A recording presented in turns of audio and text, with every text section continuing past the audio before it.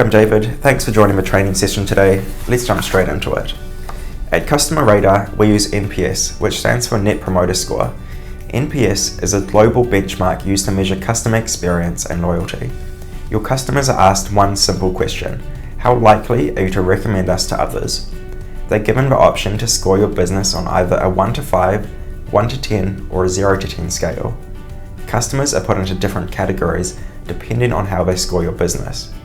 Promoters are your happiest and most loyal customers who will look to refer your business to others. Passives are often not unhappy, but are not quite happy with the experience either. They usually have insightful feedback and ideas on how to improve for next time. You'll often see the words if or but in their feedback. Detractors are customers who are unhappy with the experience and are likely to not use or return to your business again. Our platform can notify you of detractors quickly, which helps you understand their experience and work to resolve any issues.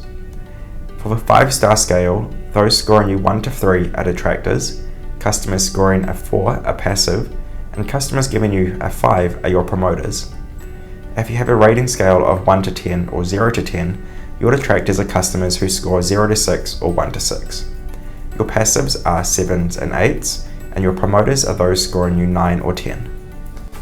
NPS is calculated by subtracting the percentage of detractors from the percentage of promoters. Although passives aren't included in the calculation, they do take up part of your overall percentage of feedback, which will impact on your NPS score. For more information on Net Promoter Score, you can visit our website, customerradar.com, and I'll link to this at the end of the video. I'll now show you the Customer Radar dashboard. This is the main page of our platform and where you can see your feedback. At the top, you have the date filters, which allow you to change the time period you want to look at. When you open the dashboard, the filters are automatically set to view the past 30 days of feedback. You can click on any of these quick filters here to change them. For example, click last month to view feedback from a past month. This is a great way to compare timeframes quickly.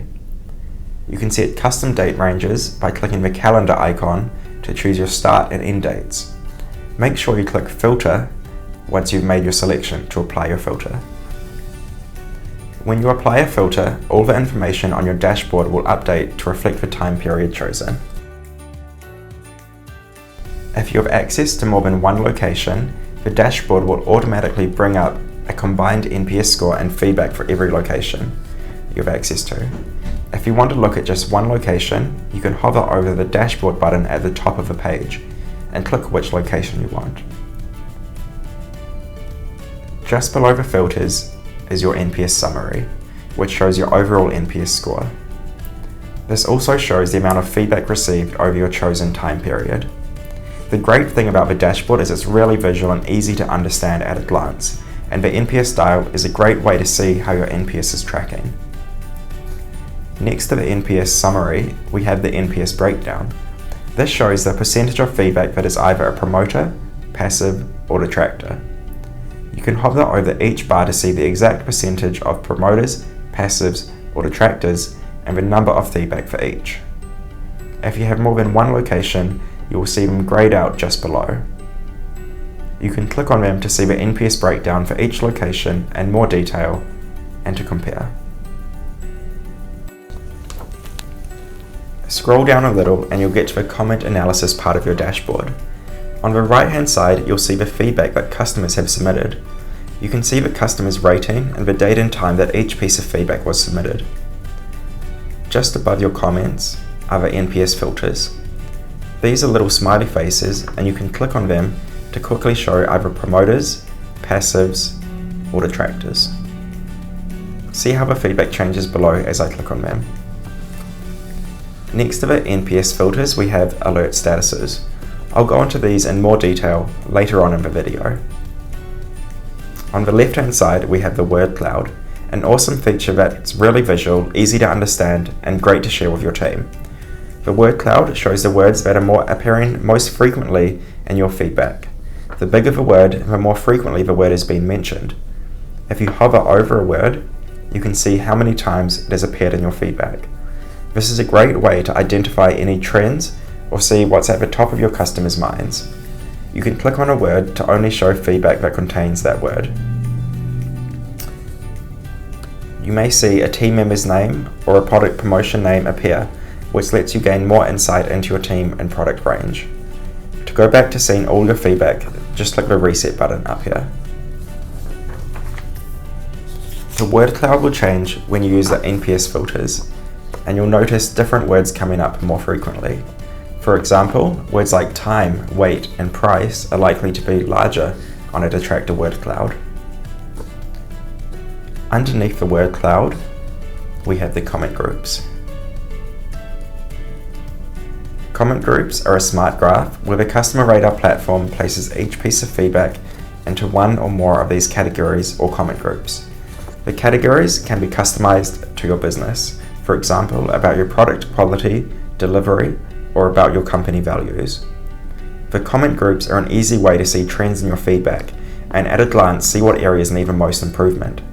Simply hover over any comment group to see the proportion of promoters, passives, and detractors for that category. You can click on a comment group and your feedback will only show feedback for that comment group. Click reset again to view all your feedback again.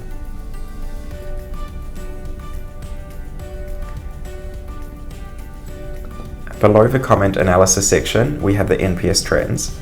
This is an easy way to see at a glance how your NPS is tracking over your chosen time period. Choose a date range using the date filters at the top, and then drill down further by choosing which NPS trend you would like to view. For example, you can see how your monthly NPS is trending to track progress or changes over time. This is a handy tool to set targets for your NPS by looking at several months' NPS scores at once. Underneath the NPS trends are the benchmark graphs, which compare all of a business's locations' scores against each other. Hover over a bar to see each location's NPS score and the amount of feedback they have received.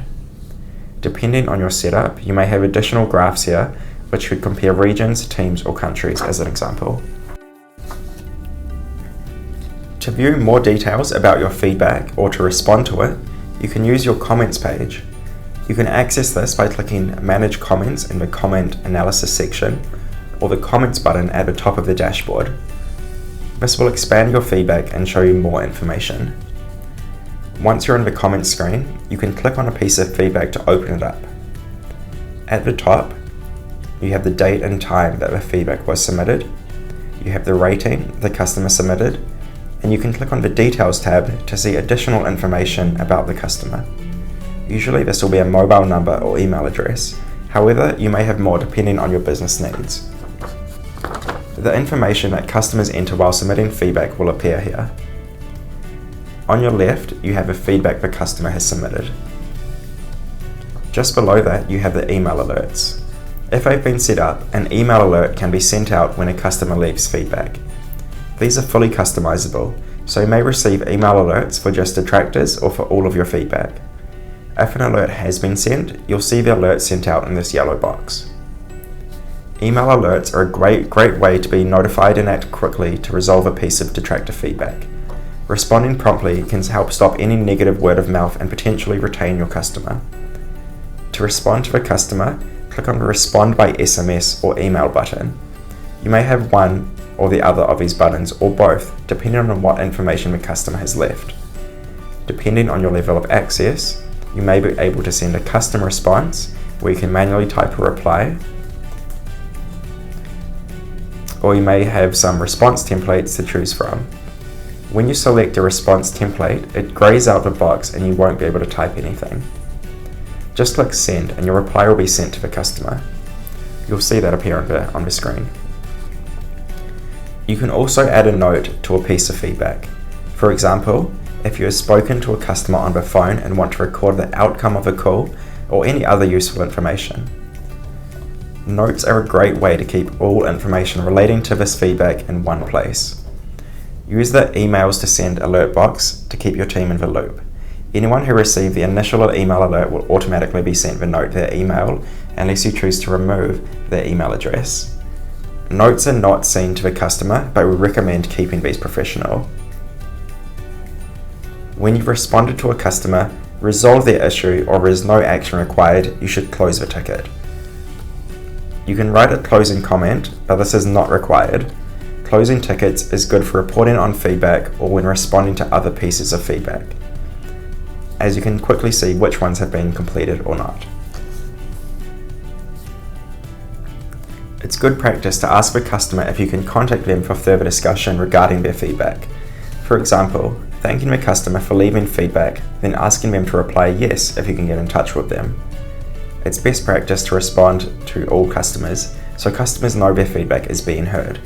Responding to detractor feedback promptly is most important, as these are customers that haven't had a great experience. 50% of detractors are likely to churn within 90 days, so it's important to get in touch and turn them around. Back in the comment screen, you can see the alert statuses. Not triggered means no alert has been sent. Received means an alert was sent when feedback was submitted. Responded means someone has replied to the customer.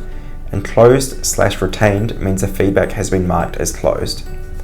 These are filters, so click on them to change which feedback you are looking at. You can see the status for each piece of feedback on the right-hand side of the page.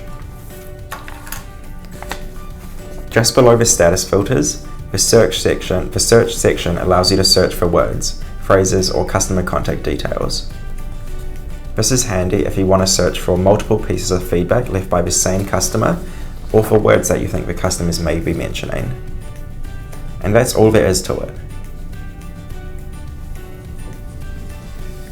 If you want a refresher on how to use the dashboard, click on the How To sidebar button and choose which topic you want to know more about. You can click on the green Help button to send us a message or view our support articles. If you have any questions, feel free to get in touch at support@customerradar.com.